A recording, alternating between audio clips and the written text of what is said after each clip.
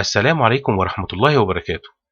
مليونير بلجيكي اسمه إدوارد لويس حب مصر، فقرر إنه يعيش فيها، فبنى فيها قصر أطلق عليه فيما بعد قصر الرعب.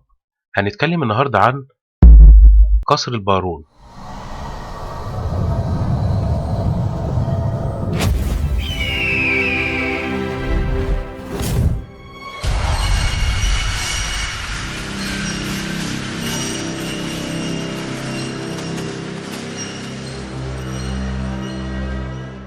أهلا بيكم. هو عبارة عن تحفة معمارية ومن القصور الأثرية في مصر، بناها المليونير البلجيكي البارون إدوارد لويس جوزيف إمبان، الذي جاء إلى مصر قادما من الهند، ولحبه الشديد لمصر قرر بناء قصر في صحراء القاهرة، وبالتحديد في منطقة مصر الجديدة على الطريق المؤدي إلى مطار القاهرة الدولي، تحديدا في شارع العروبة.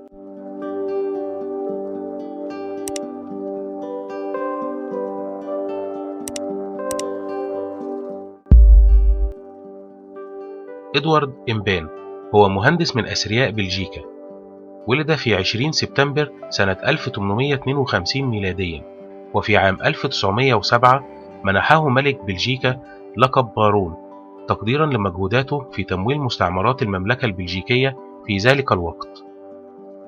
انطلق بأمواله إلى المكسيك والبرازيل والكونغو والهند، حتى انتهى به الترحال إلى مصر في نهاية القرن التاسع عشر بعد عدة سنوات من افتتاح قناة السويس. وفي فترة قصيرة أحب مصر واتخذ قرار بالبقاء فيها، حتى إنه كتب في وصيته أن يدفن في أرض مصر.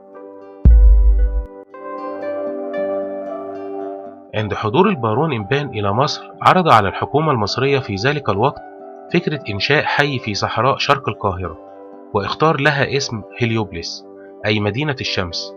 وبالفعل وافقت الحكومة المصرية، واشترى الفدان بجنيه واحد فقط، لأن المنطقة في ذلك الوقت كانت صحراء لا يوجد فيها مواصلات أو أي خدمات.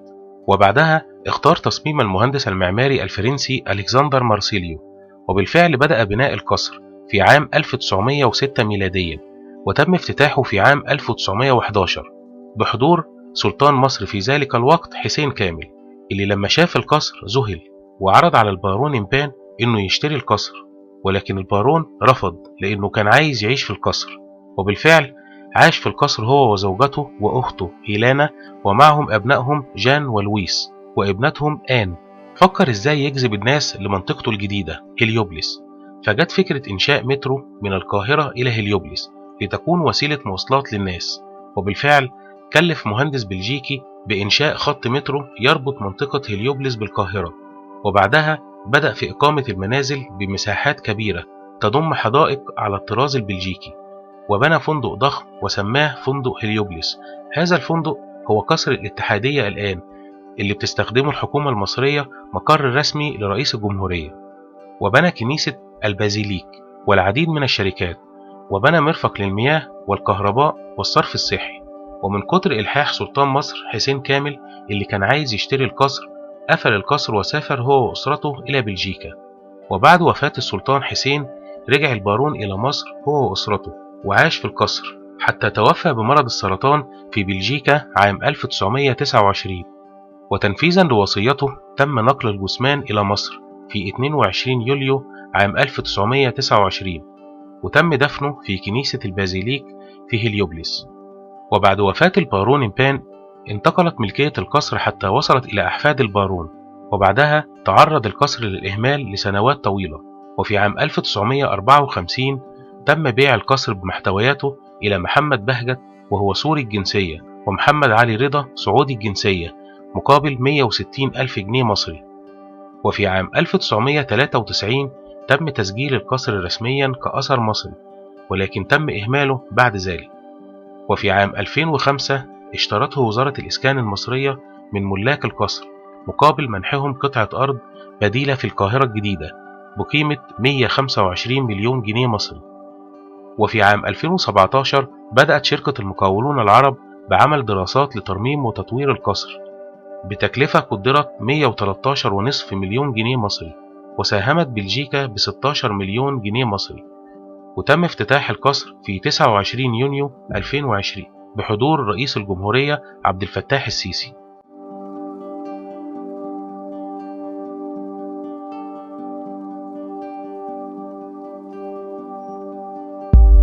يقع القصر على مساحة 12500 متر.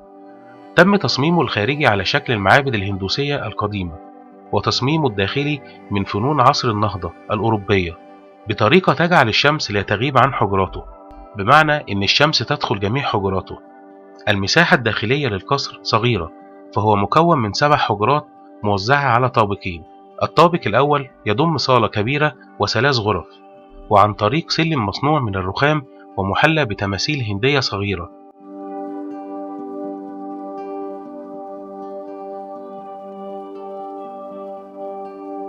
يصعد إلى الطابق الثاني الذي يتكون من صالة كبيرة و4 غرف أرضيتها من الباركيه، ولكل حجرة حمام. ومن خلال سلم مصنوع من خشب الورد الفاخر يصعد إلى سطح القصر الذي كان يستخدمه البارون في بعض الحفلات التي كان يقيمها أعلى القصر، وكان مكانه المفضل لتناول الشاي وقت الغروب.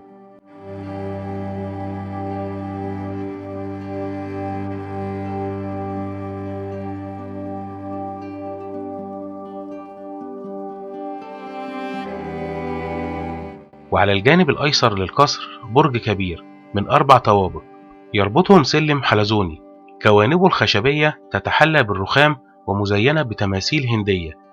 إذا جلست بداخله تشاهد ما حول القصر في جميع الاتجاهات.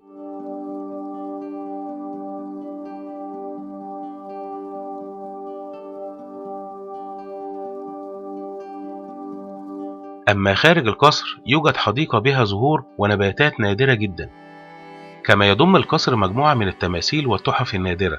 وبداخل القصر ساعة أثرية قديمة توضح الوقت بالدقائق والساعات والأيام والشهور. وأسفل القصر يوجد بدروم كان مخصص للمطابخ وأماكن انتظار السيارات وحجرات الخدم، ويحتوي على مصعد للطعام. هذا المصعد مصنوع من خشب الجوز. ويوجد أيضا غرفة سرية ممنوع أي حد يدخلها إلا البارون نفسه. بداخل الغرفة عدد كبير من المرايات، وفيها سرداب بيوصلك لنفق يصل طوله إلى 5 كيلو متر، يصل ما بين القصر وكنيسة البازيليك اللي اتدفن فيها البارون إمبان بعد موته.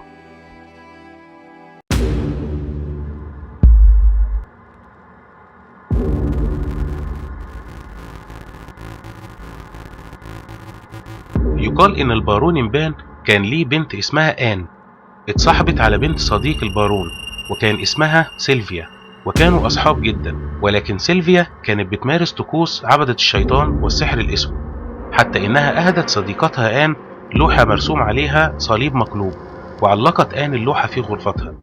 وبالتدريج بدأت آن وصديقتها يمارسوا طقوس عبدة الشيطان. كانوا بيجيبوا كتب سماوية ويدوسوا عليها ويقرأوها بالمقلوب، وكانوا بيجيبوا خفافيش ويذبحوها، حتى إنها أحضرت أصحابها ومارسوا هذه الأفعال الشيطانية داخل القصر، داخل الغرفة المغلقة اللي في البدروم في السر دون علم البارون. ويقال إنهم نجحوا بالفعل إنهم يحضروا مجموعة من الشياطين اللي سكنت القصر.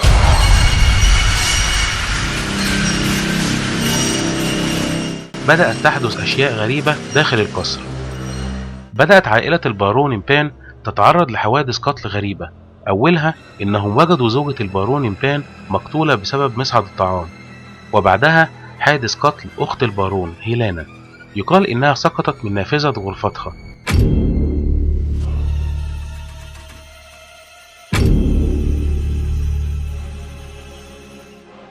وتوالت الحوادث الغريبة بموت 6 خادمات بالقصر في حوادث بشعة. أشهرهم كانت رئيسة الخدم مدان دي موري اللي انحشرت دماغها في مصعد الطعام اللي بيطلع الأكل لغرفة المائدة في القصر. وبعدها وجدوا شقيق البارون ميت في سرداب القصر بطريقة مجهولة. وبعد كل هذه الأحداث ذهب جان ولويس أبناء البارون إلى بلجيكا، ولم يبقى أحد في القصر غير البارون وابنته آن. تحولت حياة البارون إمبان إلى جحيم بعد أن سقطت ابنته آن من شرفتها بشكل غريب داخل القصر، وأصيب بمرض نفسي وسافر إلى بلجيكا حتى مات هناك. وتنفيذا لوصيته تم نقل الجثمان إلى مصر في 22 يوليو 1929، وتم دفنه في كنيسة البازيليك في هليوبلس.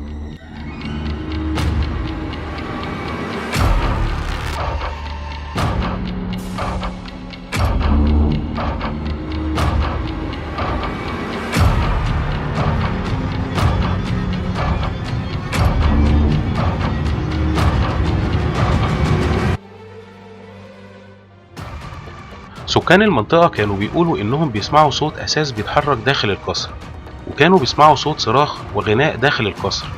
ففي عام 1982 كانت الحادثة الأشهر في تاريخ القصر. أكثر من شخص من سكان المنطقة شافوا دخان كثيف خارج من الغرفة الرئيسية للقصر، وبعدها ظهرت ألسنة نيران شديدة سببت فزع للسكان، وعند حضور سيارات المطافي فوجئوا بأن النيران انطفأت لوحدها. وفي عام 1997 زادت شهرة القصر بعد ما قدر مجموعة من الشباب إنهم يدخلوا القصر ويمارسوا طقوس عبدة الشيطان داخل القصر، وكانوا بيرقصوا على موسيقى البلاك ميتال، ودي الموسيقى الخاصة بعبدة الشيطان. في الأول السكان كانوا فاكرين إن الصوت اللي بيطلع من القصر صوت الأشباح، وفي أحد المرات اتصلوا بالشرطة اللي لما جت دخلت القصر فوجئت بمجموعة من الشباب بيمارسوا أفعال غير قانونية وقبضت عليهم جميعا، وانتهت بقضية جنائية شغلت الرأي العام المصري وسميت قضية عبدة الشيطان.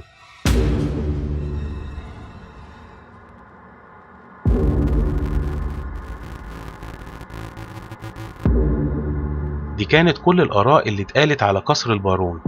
ايه الصح وايه الغلط الله اعلم، بس اللي نعرفه ان الكلام ده خلى للقصر شهرة عالمية كواحد من اشهر بيوت الاشباح في العالم.